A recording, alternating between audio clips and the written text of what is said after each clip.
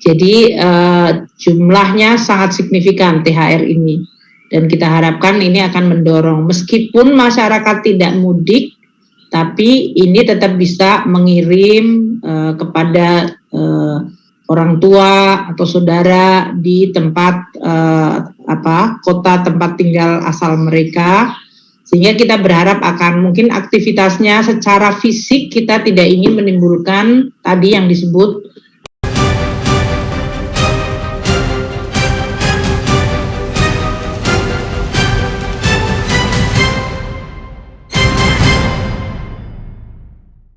Ada banyak pertanyaan, beberapa tipikal sama. Yang pertama berkaitan dengan THR. Ini kayaknya paling favorit pertanyaan ini. Ada dari Trian Investor Daily, dari Lydia, dari Yusuf Pontan, dan juga dari Arfan Ternasian. Pada intinya menanyakan mengenai berapa anggaran THR tahun ini, mekanismenya seperti apa dan kapan akan dicairkan. Juga penekanannya khusus untuk THR PNS, TNI Polri ini sekuat apa dorongannya untuk menyokong konsumsi di kuartal 2 2021. Kemudian yang berikutnya terkait dengan larangan mudik, ada Arfan dari Trend Asia menanyakan, ekonom memperkirakan sebaran uang tidak merata pada lebaran tahun ini, apakah ini tingkat konsumsi tidak akan terdorong optimal akibat larangan mudik? Agatha katadata.co.id juga sama, mudik dilarang, dan dari KPCPEN ada rencana pemberian bansos tunai agar tidak ada mudik dan pemudik mengirim uang ke kampung saja. Nah, ini seperti apa Ibu? Bagaimana mekanismenya dan apakah sudah ada anggarannya? Yang ketiga terakhir dari Vincent Tirto, maaf, itu tadi sudah saya bacakan sekaligus berkaitan dengan peluang ada bansos dari masyarakat yang tidak mudik dan apakah pemerintah akan membuat bansos baru di luar yang existing. Demikian Ibu. Baik ya, sebetulnya kalau THR saya kepinginnya itu diomonginnya bulan depan pada saat Maret, tapi kayaknya udah pada kebelet teman-teman wartawan. Kalau dilihat tadi ya, jumlah dari belanja negara kita, jumlah THR kita yang akan dibelanjakan untuk pusat mencapai 30,6 triliun nanti. Dan untuk daerah akan mencapai 14,8 triliun. Jadi totalnya mencapai 45,4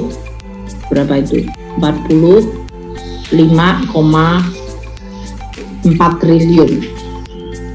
45,4 triliun itu dibandingkan dengan belanja realisasi tahun ini yang bulan ini ya 350 triliun, itu gede sekali. Jadi kalau ditanyakan apakah akan memberi dampak positif, pasti memberikan dampak positif. THR ini seperti yang biasa kita sampaikan akan dibayarkan pada H-10 nanti sampai dengan H-5, karena biasanya ini bertahap kita akan sampaikan. Jadi nanti kita umumkan pada sesudah PP-nya diselesaikan. Saat ini PP-nya sedang dalam proses untuk kita paraf bersama untuk bisa kita tanda tangani, untuk kemudian ditandatangani oleh Bapak Presiden. Jadi jumlahnya sangat signifikan THR ini, dan kita harapkan ini akan mendorong meskipun masyarakat tidak mudik, tapi ini tetap bisa mengirim kepada orang tua atau saudara di tempat kota tempat tinggal asal mereka, sehingga kita berharap akan mungkin aktivitasnya secara fisik kita tidak ingin menimbulkan tadi yang disebut risiko kenaikan dari COVID, karena kondisi Indonesia ini luar biasa anomali bagus. Pada saat dunia melonjak sangat tinggi, Indonesia landai. Jadi justru kita semuanya harus menjaga ini terjaga terus. Namun tidak berarti kita tidak bisa melakukan aktivitas. Tetap melakukan aktivitas, namun dengan protokol kesehatan. Jadi kalau Anda mau pergi belanja, mau pergi ke mall, Anda tetap bisa menggunakan dengan protokol kesehatan. Pihak-pihak pengelola mallnya juga bisa melakukan dengan aktivitas supaya tetap aman. Ini yang kita harapkan terjadi pada kuartal kedua, 3 itu ya, masyarakat bergerak secara relatif normal, namun tetap menggunakan masker, menjaga jarak, sehingga kemudian muncullah aktivitas ekonomi yang bisa memberikan daya dukung, penciptaan kesempatan kerja, memberikan manfaat bagi masyarakat. Itu yang kita harapkan akan terjadi pada kuartal kedua ini, yaitu selama kita Ramadan, kita nanti Lebaran, kita tetap pas Lebaran mungkin bisa dalam hal ini tetap kita, kalau nggak bisa makan ketupat dalam satu tempat yang sama, bisa kirimkan ketupatnya ke saya, ke Pak Wamen gitu ya. Jadi kita semua tetap bisa makan ketupat walaupun tidak harus kumpul sama-sama satu ruangan gitu. Jadi tetap konsumsinya jalan. Ada bagusnya juga sih Lebaran tetap pakai baju baru gitu ya, beli baju baru supaya walaupun Zoom nanti pakai baju baru, sehingga muncul aktivitas yang di masyarakat bisa terjadi. Jadi saya harapkan masyarakat itu tetap menyambut ini dengan gembira, dengan bersyukur. Namun kita juga menjaga supaya risiko terjadinya penularan tidak terjadi. Nah, ini yang kita harapkan seluruh masyarakat berpartisipasi, dan pemerintah akan menggunakan berbagai instrumen secara kreatif. Seperti akan ada Harbolnas, nanti mungkin bisa dari Pak Wamen atau Pak Kunta bisa menjelaskan mengenai Harbolnas.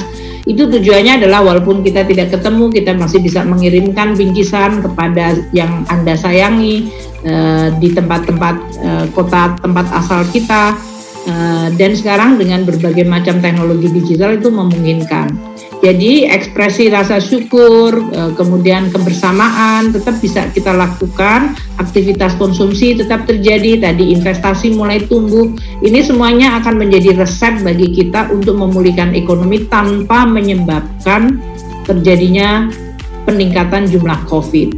Karena kalau sampai terjadi seperti di India, pasti mereka akan dipaksa untuk berhenti lagi aktivitasnya. Kalau jumlah kasus perharinya aja mencapai 300.000, maka nggak akan ada pilihan lain, karena pasti ini akan menimbulkan drama kemanusiaan. Jadi kita berharap kita semuanya masih mengingat bahwa COVID itu masih ada, bahkan terjadi strain yang baru. Kita nggak boleh lelah-lelah mengingatkan. Tapi karena kita semua sudah adaptasi, sudah melakukan penyesuaian, kita bisa melakukan kegiatan ekonomi. Dan pemerintah tadi seperti saya katakan, selain THR yang tadi jumlahnya 30,6 triliun plus 14,8 triliun yang akan dicairkan pada minggu kedua bulan depan, itu akan bisa menjadi salah satu yang mendorong. Itu sangat signifikan dibandingkan dengan jumlah total belanja kita yang sampai bulan Mei saja 350. Mungkin itu, silakan Pak Wamen.